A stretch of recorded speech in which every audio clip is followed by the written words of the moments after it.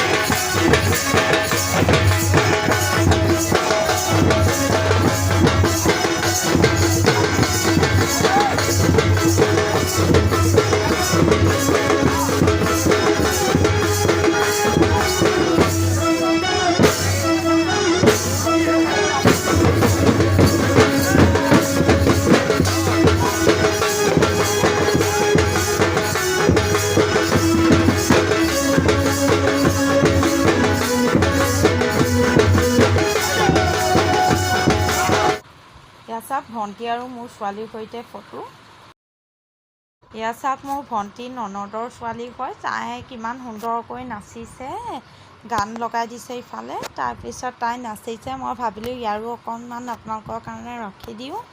কেনেকুৱা পালে মোক জনাবলৈ নাপাহৰিব। তাই যিহেতু সৰু হৈ আছে, কিমান ধুনীয়াকৈ ষ্টেপ বাই ষ্টেপ নাচিছে।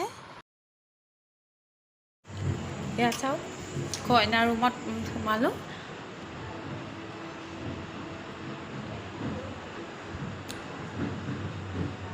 সেইফালে এখন ছাইডত খিৰিকী আছে, সেইফালে এখন দেখিছে ড্ৰেছিং টেবুল, যিহেতু আজি ৰিচিপশ্যনৰ দিন হয়।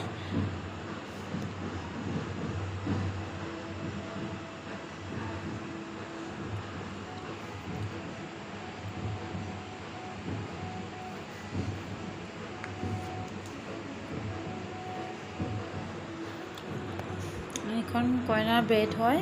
এয়া আমাৰ ছোৱালী শুই আছে, ইগন'ৰ কৰিব, কাৰণ যিহেতু ৰিচিপশ্যনৰ দিন হয়, চাৰিওপাশে মানে বস্তুবোৰ অচিজিল হৈ পৰি আছে।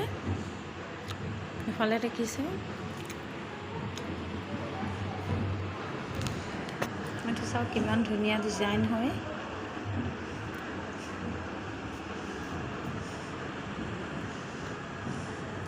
আৰু আনফালে এখন সৰু বিচনা আছে, সেইফালে দুৱাৰখন। আকৌ ওপৰৰ ডিজাইনটো চাওক কিমান ধুনীয়াকৈ ফল চিলিং লগাইছে।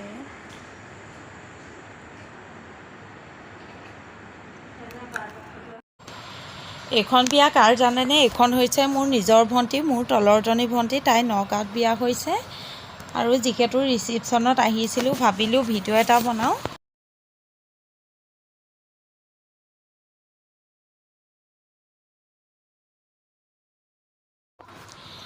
এয়া চাওক ভণ্টি আৰু মানুহজনৰ সৈতে এনেধৰণে মই দুকপি ফটো আপোনালোকৰ কাৰণে দিলোঁ। চাব, ফটোবোৰ কেনেকুৱা লাগিলে জনাব।